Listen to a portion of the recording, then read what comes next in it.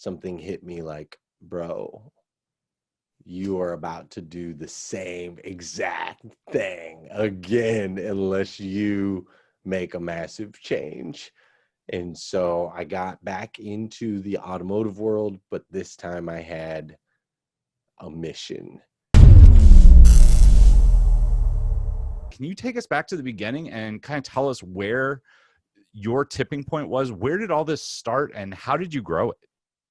Yeah, so I kind of have two seasons of my life, 2 seasons in my career, two major seasons. So I spent my 20s to 30s, causing trouble, running, chasing. If it looked good and it felt good, the answer was yes. And that was kind of how I spent that season. And during that season of life, I spent 7 years in the automotive industry.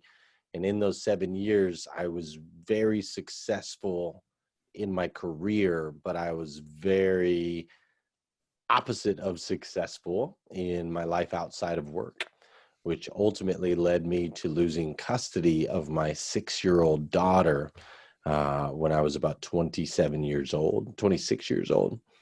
And so that was kind of a tipping point. When I lost my daughter, I went down a bit of a journey that led me to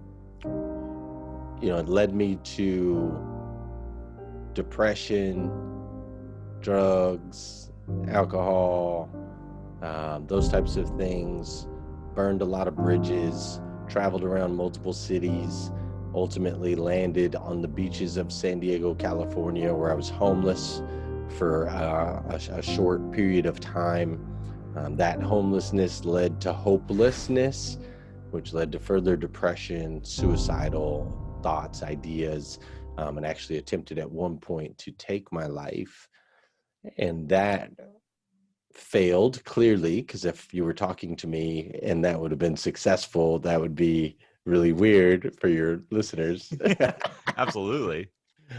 But yeah, so after that season, that was kind of one season for me.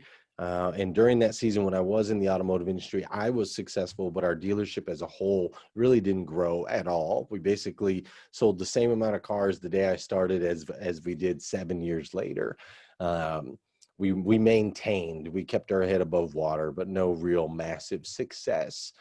So then there's a second season. So this is my 30s to 40s after the homelessness, the suicide attempt, all of those things. I moved to Kentucky and I started over fresh, brand new. I literally moved to Kentucky with $1,500 cash and a suitcase and really bad credit and a whole lot of burned bridges and maybe a warrant or two that still existed in different counties around the United States of America. So when I first moved to Kentucky, it really was kind of coming from scratch. And I didn't know anyone except for one guy I had met at a bar 8 months before, and we had stayed in touch. And his name was Aaron Jones. And he had said that he needed a roommate. He was trying to get his own place, move out of his sister's house. And so we thought it's a great idea. Glenn will move to Kentucky. We'll get our own place and we'll both start over new. And we did, and we made lots of mistakes. I'm a 2 steps forward, 1 step back kind of guy, or at least I was in that season of my life.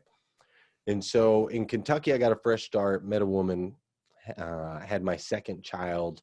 And when I had my second child, something hit me like, bro, you are about to do the same exact thing again unless you make a massive change.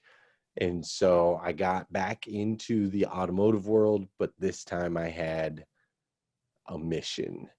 And the mission was that I was going to make an impact in this industry, that I was going to flip it upside down on its head, and I was going to create an environment of growth and value and culture and all of those things that I could thrive, not just in the auto industry, but be able to thrive at home as well with my new bride and our child and so on and so forth.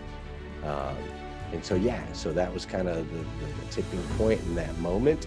And since then, we've had a season of massive, very blessed success.